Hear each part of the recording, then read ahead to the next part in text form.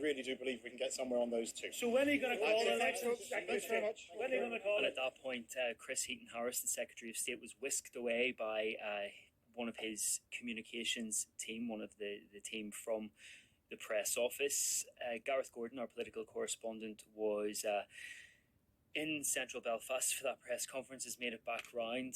And Gareth, I suppose the first question is, what is going on? Not a good start. I haven't a clue. I think we were never given an official time for a news conference today, but the expectation was it would be a lot earlier than the one we had. Then it kept going backwards later and later and later. We turned up at Erskine House expecting to get inside. No, we were told this was going to happen on a very busy Chichester Street, with the public walking back and forward. And we began to wonder, he wouldn't, would he? He wouldn't, after leading us up the hill and changing our minds that he wasn't going to call an election, it was a bluff, and then believing from last week on and right up to an hour ago that he was going to call an election. He wouldn't do what the Conservative Party have done quite a lot recently and perform a U-turn. But it was pretty clear there was a nervousness within the NIO, it seemed to me. Chris Heaton-Harris did seem a little bit... What do you mean by that? Were they doing the right thing? Because everyone they're talking to, I presume, everyone we're talking to is saying an election is a very, very, very bad idea. So they were staring it in the face today, and he basically, he buckled, I think. He won't say that, and he denies it's a U-turn, but what is it if it's not a U-turn? He certainly put it back to next week when he's going to meet the parties again. I'm not quite sure what they're going to tell him that they haven't told him already.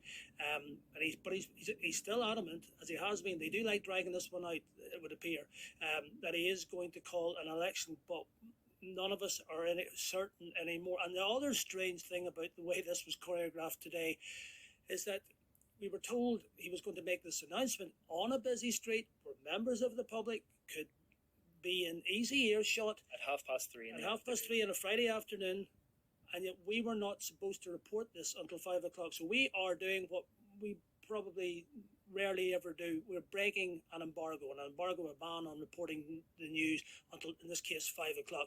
But we, I think, took the decision, people above my pay grade and your pay grade took this decision that this was never a realistic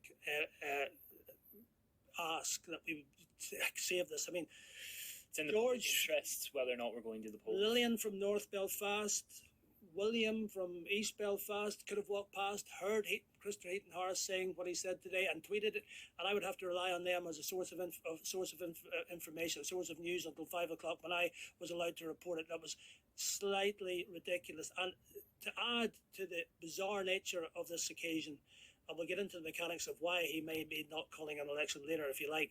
I left to walk back to you, and within 20 yards I met a very senior backroom official from one of our biggest, and I mean one of our biggest political parties. And he said to me, so are we getting an election or not? And I said, you don't know? And he said, no, I don't. And just as we were discussing this, he got a text from one of Chris Heaton-Harris's people telling him there had been a media briefing and all would be revealed towards that effect at 5 o'clock. And just on the 5 o'clock embargo, Gareth, ultimately we asked for a reason as to why this 5 o'clock embargo, why the Northern Ireland office was imposing a 5 o'clock embargo, and we didn't get one. Well, we didn't get one either.